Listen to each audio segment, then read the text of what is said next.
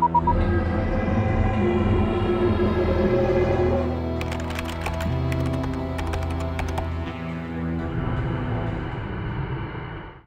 2013, les études statistiques nous permettent de constater qu'un Québécois sur 5 sera touché de près ou de loin par la maladie mentale. Plus précisément à Montréal, on parle de 2% de la population adulte qui souffre de troubles graves et de longue durée, et de 29% qui seront aux prises avec une dépression majeure ou de troubles anxieux. Le problème de santé mentale en milieu de travail coûte à chaque année 30 milliards à l'économie canadienne. J'ai raté beaucoup d'années d'école. Transition vers des drogues beaucoup plus fortes. C'est comme si j'étais un zombie. Dépression. Tendance suicidaire. Dépression. Mentale, c'est dans ta tête. La dépression, ça touche pas juste les gens dans la quarantaine, dans la cinquantaine, ça commence très tôt. Bonjour, je m'appelle Rubens et j'ai tombé en dépression à l'âge de 17 ans. Je m'appelle Ahmad, j'ai tombé en dépression en juillet 2004. Bonjour, je m'appelle Eric, j'ai 30 ans, je viens de Montréal et j'ai vécu un épisode dépressif pendant 3 années de ma vie. Vers l'âge de 25 ans. Dans un cas de dépression, souvent, entre les neurones, il y a une mauvaise communication qui se fait. Et les neurotransmetteurs, les antidépresseurs vont aider à rétablir la communication entre les neurones. Il y en a deux causes. C'est la mort de mon père et du fait que ma copine m'a trompé. Comment mon père est mort? C'est parce qu'à un moment donné, un jour, il était venu rapidement chez nous. Puis il avait l'air vraiment malade là. Il est rentré, puis il s'est installé sur un fauteuil. Puis là, il a enlevé sa cravate, puis il respirait très très fort là. C'est comme... Il respirait là, c'était vraiment terrible comment il respirait. Puis là, toute la famille, on est venu vers lui, puis on voyait que c'était vraiment grave qu'est-ce qu'il y avait. Et puis ma soeur, une de mes soeurs, a appelé l'ambulance, puis on l'a amené à l'hôpital. Puis on est tout de suite allé le voir. Puis la première journée qu'on est allé le voir, il avait l'air ok, un peu correct. Mais quelques jours après, il avait l'air comme, il était vraiment dans un coma, puis il avait l'air comme un mort là. C'est comme, damn. Il parlait vraiment avec un tube, puis il parlait, je comprenais rien. Mais moi, c'est sa face que je regardais, je le reconnaissais vraiment pas là.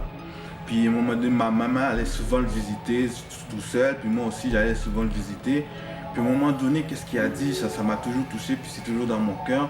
Il a dit, si je m'en sors, on va aller retourner en Haïti, aller vivre en Haïti. Ça m'a touché. Puis quelques jours après, ma mère, à un moment donné, j'étais dans ma chambre. Elle est allée dans ma chambre, elle m'a dit, Rubens, viens en haut, je vais te parler personnellement. Puis là, je me demandais, qu'est-ce qu'il y a? Puis là, elle m'a dit en secret, Rubens, ton père est mort. J'avais 17 ans et j'ai 3 sœurs. Là, à cause de ça, je sentais que j'avais un lourd fardeau sous mon épaule. Parce que j'ai 3 sœurs, à 17 ans, je dois les occuper, en plus une mère, en plus. C'est comme c'est là que ma dépression a vraiment monté, là. C'est comme, vraiment 3 sœurs, une mère, tous des filles. Puis là, moi, j'étais pas si gros que ça pour les protéger, tu vois. Puis c'est comme ça c'est la première cause. C'est sûr que la personne s'estime tellement plus, elle se sent tellement plus, puis elle a tellement plus... Aussi, un des symptômes, c'est la perte d'énergie. La personne n'a plus d'énergie. C'est sûr, c'est un ressenti, c'est une mélancolie intérieure. C'est une tristesse qu'on peut ressentir. On a comme peut-être moins le goût de vivre, moins le goût de se lever le matin, de faire nos activités que normalement on faisait avant, puis il y a peut-être moins d'énergie aussi. On se sent moins énergique. C'est comme si le corps était jamais suffisamment reposé, ou le contraire de l'insomnie, ce qui veut dire vraiment très peu d'heures de sommeil, 2-3 heures de sommeil, ou un sommeil qui n'est pas réparateur. Donc un sommeil où on se réveille souvent, on fait des cauchemars. C'était un matin, je suis allé au travail et j'étais plus capable de rien faire. Ça faisait 5 jours que je mangeais pas, que je dormais pas. J'ai pas dormi pendant 3 jours parce que la menace qu'elle me donnait, c'était tellement fort. Donc, chez certaines personnes, oui, à cause de plusieurs facteurs, ça peut entraîner justement un épisode dépressif. La cause de ma dépression, c'est que j'ai rencontré mon ex en ligne. L'élément déclencheur a vraiment été lorsque j'ai vécu une séparation avec un être qui était proche. une copine. Dans un cas de rupture amoureuse, il y a certaines jeunes filles ou certains jeunes garçons qui peuvent réagir très mal et se dire c'est fini, j'aimerais plus jamais, je serai plus jamais dans une relation. Ça leur fait tellement mal qu'ils sont tellement dans cette souffrance-là qu'ils peuvent avoir comme des symptômes dépressifs, effectivement. Elle était vraiment belle et tout, donc j'ai pris risque. Après quelques mois, on sortait ensemble, tout allait bien, mais là, j'ai vu qu'elle était vraiment manipulatrice. Donc, si je ne suivais pas ses règles, c'est sûr qu'il va me donner des menaces de mort ou quoi que ce soit. Donc, je me rappelais quand je parlais au téléphone avec elle, il y avait une règle que je ne voulais pas la suivre. Puis là, en plus, elle était plus vieille que moi, donc elle prenait davantage. Donc, elle dit, elle me forçait toujours à jurer sur la tête de ma mère. Et des fois, comme j'avais un peu peur, comme je disais, OK, je jure sur la tête de ma mère, puis quand je n'ai pas suivi la règle, c'est là qu'elle disait, tu vas mourir, j'espère que tu vas aller en enfer, puis ta mère va mourir aussi. Il me donnait des menaces de mort à ma famille aussi. Donc, après un bout de temps, c'est sûr qu'elle faisait ça à une façon de répétition pour que ça aille dans mon subconscient, donc elle savait ce qu'elle faisait. Puis là, après ça, j'ai perdu la réalité de tout et je voulais plus rien savoir. Puis c'est ça, ouais. Ça, c'est un des épisodes qui s'est arrivé. Que je voyais, que je commençais à voir la Terre comme d'une autre manière de noirceur. Donc c'est ça, je voulais plus parler à personne après un bout de temps parce que j'ai perdu la réalité. Ce qui est arrivé dans mon cas à moi, c'est que je me suis fait prendre, comme on dirait, les culottes baissées. Ce qui veut dire que ma copine m'avait non seulement poigné, comme on dit, à la tromper, mais il y avait aussi un gros côté de trahison que j'avais envers elle. Fait que ça ne faisait qu'amplifier ce sentiment que j'avais de dégoût face à moi-même.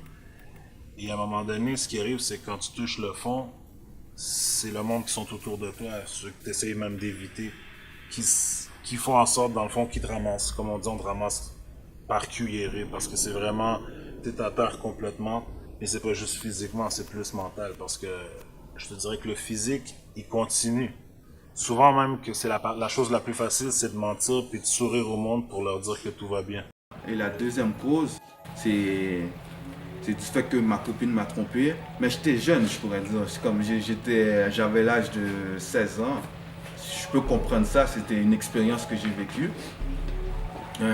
Avant que je la dévierge, c'est moi qui l'ai déviergée, avant que je la dévierge, elle m'a promis quelque chose. Tu sais, quand tu es jeune, tu crois. Et elle m'a dit, si je fais ça avec toi, je ne vais pas le faire avec aucun gars. Puis moi, du fait que je l'aimais, j'ai cru en ça, tu comprends? J'ai cru en ça. Puis je vivais des bons moments avec elle et tout et tout. À un moment donné, il s'est passé quelque chose qu'on s'est séparés. Puis là, on a toujours gardé contact, mais on s'est séparés. Puis là, elle est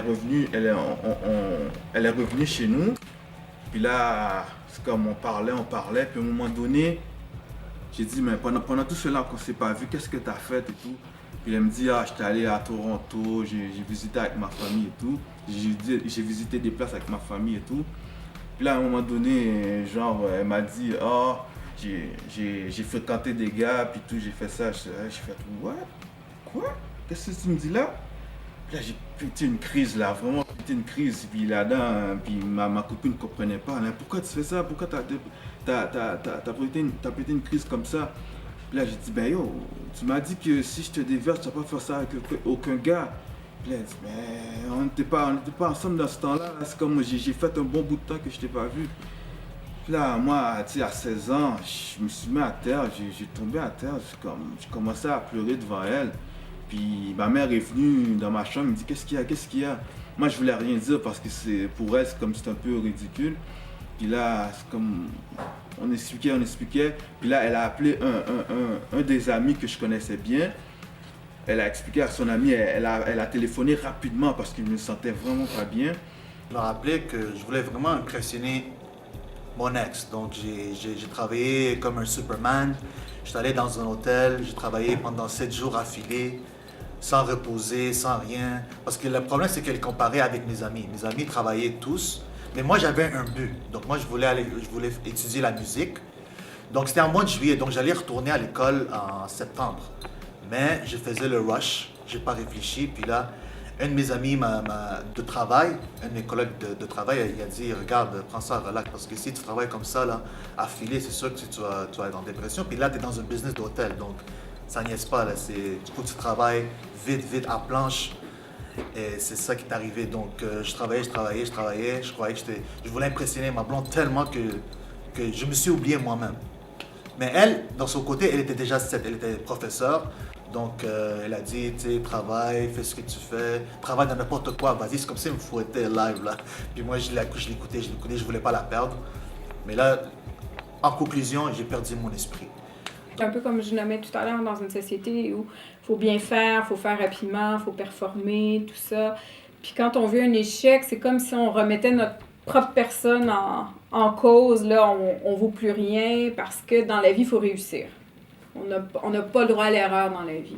Donc, chez certaines personnes, oui, à cause de plusieurs facteurs, ça peut entraîner justement un épisode dépressif.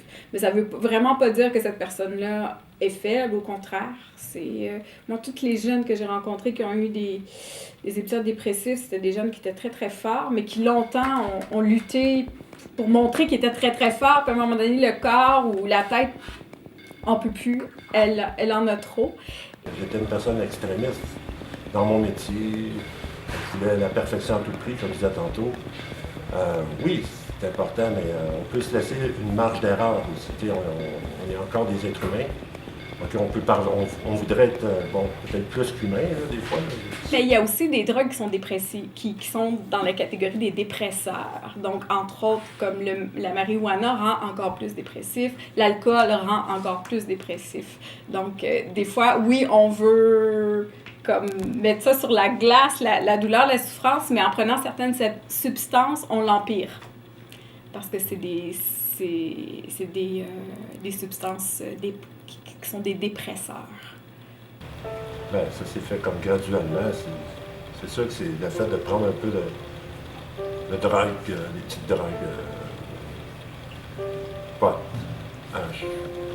Mais pas nécessairement énormément, mais quand même, j'en prenais une fois par semaine, quelque chose comme ça. Mais déjà, ça s'accumulait avec le temps. Il y avait comme une mauvaise habitude que j'avais prise. Je me suis aperçu que mélanger avec beaucoup de travail en musique, ça demande beaucoup. C'est très... La créativité, ça demande beaucoup d'investissement, d'engagement. Mais bon, c'est sûr qu'il y avait un peu d'alcool aussi à travers ça. Puis, l'accumulation, tout ça a fait que certainement que ça n'a pas aidé. Puis, j'avais des périodes où est-ce que quand je ne consommais pas, j'avais de la difficulté à gérer le stress que mon métier me demandait. Tu comprends? Je sais que la drogue, c'est pas bon pour la santé en tant que telle, mais... Je buvais beaucoup d'alcool. Avec un de mes amis, juste pour, tu sais, je lui disais, oh, regarde, moi je suis dans cette situation-là, je sais pas comment s'en sortir, je suis attaché, mais quand même je suis pas content, je veux pas la perdre. Transition vers des drogues beaucoup plus fortes. On parlait de coke, on parle de speed, on parle de roche, on parle de beaucoup de drogues. Dans le fond, ce qui est arrivé, c'est que, comme on dit, on touche le fond du bassin.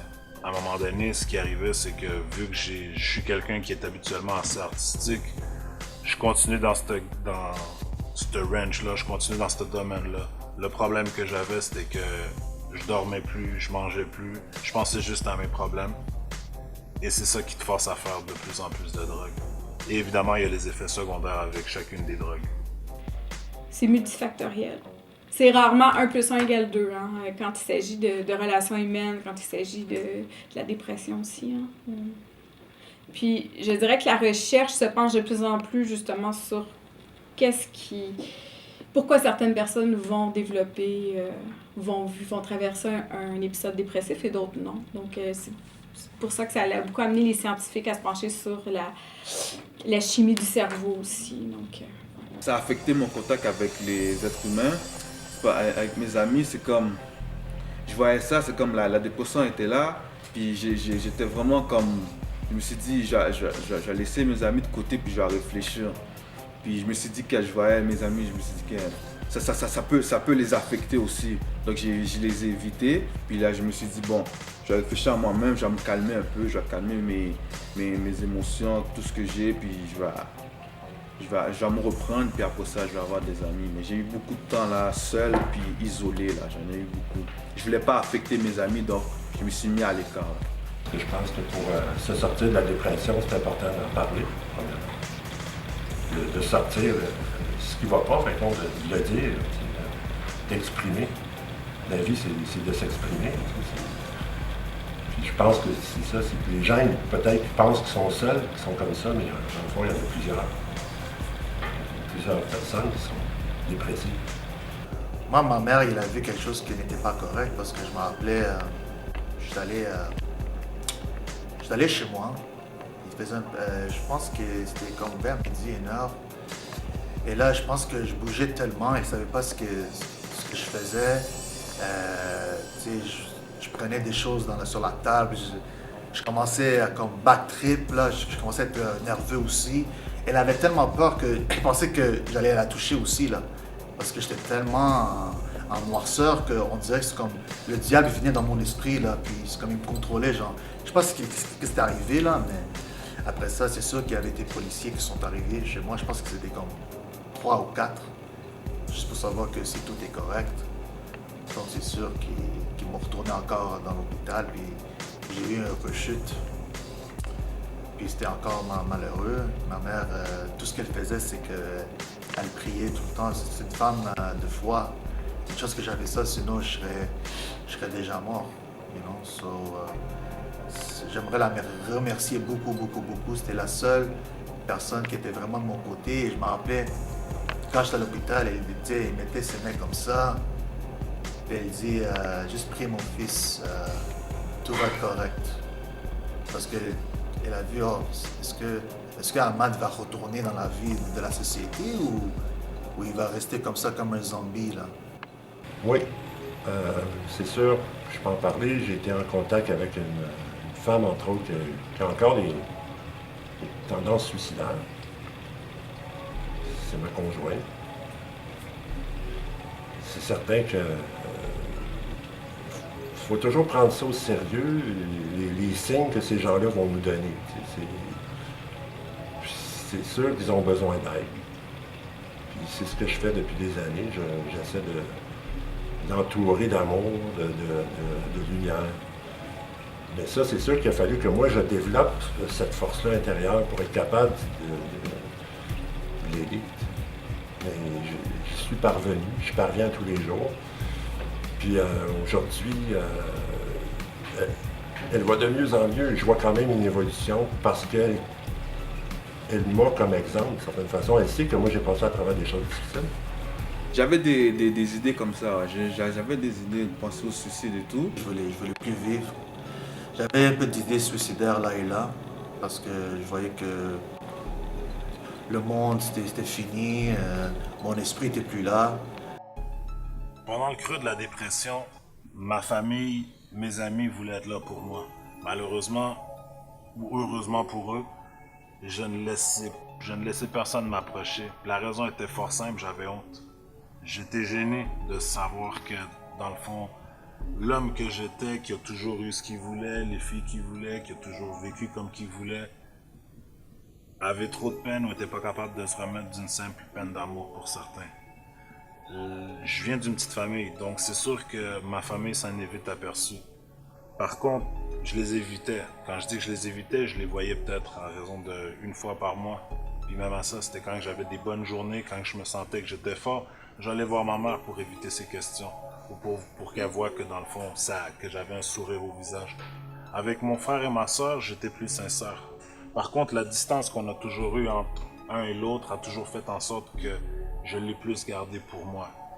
Mais ils ont toujours été là comme support parce que la vérité, c'est que quelqu'un qui vit un épisode dépressif, je pense que il va vouloir premièrement être tout seul pendant une bonne période de ce moment-là. Il n'y a pas de raison qu'on demeure avec cette souffrance-là. Donc, c'est vraiment d'aller voir le médecin, d'aller au C3S, où il y a un programme santé mentale jeunesse. Il y en a des ressources, c'est juste qu'il faut il faut les connaître, mais il faut briser cette espèce de tabou-là aussi que d'aller consulter, c'est un geste de faiblesse, au contraire. Quand j'étais à l'hôpital, déjà, j'aime pas trop l'ambiance de l'hôpital. J'étais dans un groupe, puis il y avait des gens, puis les gens étaient quand même sympathiques, mais moi je suis un peu solitaire, mais ça m'a pas vraiment dérangé du fait que j'étais dans un groupe parce que je sais que ça allait m'aider, tu comprends? Mais il y avait une fille qui était là-dedans, puis elle était intéressée à moi, c'est comme ok, je commençais à la parler et tout, là ça m'a donné de bonnes émotions. Je dis ok, il y a quelqu'un au moins qui s'intéresse à moi, on commençait à parler et tout, puis c'est comme ça m'a donné le goût à chaque fois que je venais, ça m'a donné le goût de venir. Je sais pas comment les choses s'est faites, mais c'est comme si ça s'est fait pour que, tu sais, la fille est venue vers moi, c'est comme si j'avais une chance pour que je revienne, pour que je me motive à revenir dans la vie. Tu sais, c'est comme puisque la femme est là, genre pour nous donner une certaine bonne sensation, tu comprends? Puis ça m'a aidé beaucoup, puis le programme m'a aidé beaucoup à l'hôpital. Les gens, les motivateurs étaient là, puis moi j'étais content là et tout là. C'est comme ça a fini à Noël, puis j'avais des beaux cadeaux, puis il y avait une fête, puis on s'amusait beaucoup, puis vraiment là ça m'a aidé vraiment beaucoup là. Je me suis amusé. Et ils m'ont mis dans l'hôpital comment on dit, mental institution, ça c'est en anglais, mais je suis rentré dans l'hôpital pendant, je pense, 1 ou 2 semaines sans parler à personne, puis j'ai perdu même crise. Ça a été démontré vraiment par des études. C'est vraiment le mélange, les deux, une psychothérapie et une médication. Pour éviter justement qu'il y ait des rechutes une autre fois dans quelques années, tout ça, c'est vraiment d'avoir une psychothérapie, souvent une psychothérapie avec une approche cognitive et la médication. C'est ce qui est démontré. Si on fait juste un, ça va aider, mais le travail ne sera jamais complet. Donc, c'est vraiment ce qui est recommandé, c'est les deux. Et mon docteur aussi, il me donnait des médicaments juste pour que les idées suicidaires ou les idées de noirceur s'arrêtent. Et il a bien fait ça. Donc, ça m'a... En 3 ans, je faisais la dépression, donc c'est sûr que je faisais toujours un suivi pour que j'avais pas de rechute encore. L'alcool, les drogues en général. On dit douce, mais ce qui arrive, c'est que beaucoup de quantité, manque de sommeil, manque de repos, les mélanges avec des médicaments. Évidemment, on va voir les médecins, on va voir le monde, on va consulter, on nous offre des antidépresseurs. Mélanger avec l'alcool et les drogues, je te dirais que ça amplifie juste le phénomène. Mais j'ai plus des moments de réflexion, j'ai plus de moments de méditation pour évoluer, pour changer ma façon de vie que j'avais avant. Là. C'est plus libre, là, d'être plus libre, me faire plaisir plus. Là, genre, je regarde des vidéos de motivation, je regarde des vidéos de genre sur la conscience humaine et tout là, puis ça m'encourage à évoluer, ça m'encourage à laisser de côté l'isolation, puis les choses qui sont plus dépressives, ces affaires-là, ça m'encourage à vivre quoi. Naturellement, aussi peut-être faire de l'exercice ou avoir des nouveaux amis qui sont positifs, choisir des amis qui vont t'aider dans les cas dépressifs. Et là, tu vas savoir que ouais, ça va vraiment soulager d'une façon très bonne. C'est ça. C'est sûr que ce qui a été démontré beaucoup, c'est l'activité physique. C'est quelque chose de très, très valorisé et qui va, à quelque part, protéger contre la dépression. Habituellement, les gens qui vont pratiquer du sport à tous les jours vont avoir tendance à moins développer des épisodes dépressifs. Ça a été démontré par des études. Moi, je pense que c'est beaucoup en valorisant les jeunes à travers des loisirs, des passions, que ce soit les arts, que ce soit les sports, tout ça. Moi, oui, c'est ça. Puis aussi au niveau des habiletés sociales, hein, les jeunes qui sont plus isolés ou qui sont rejetés ou qui souffrent d'intimidation vont être aussi, eux, beaucoup plus susceptibles de développer des dépressions. Donc, les jeunes qui ont subi l'intimidation. Donc, d'essayer aussi d'améliorer les habiletés sociales des jeunes. Voilà, c'est mon souhait.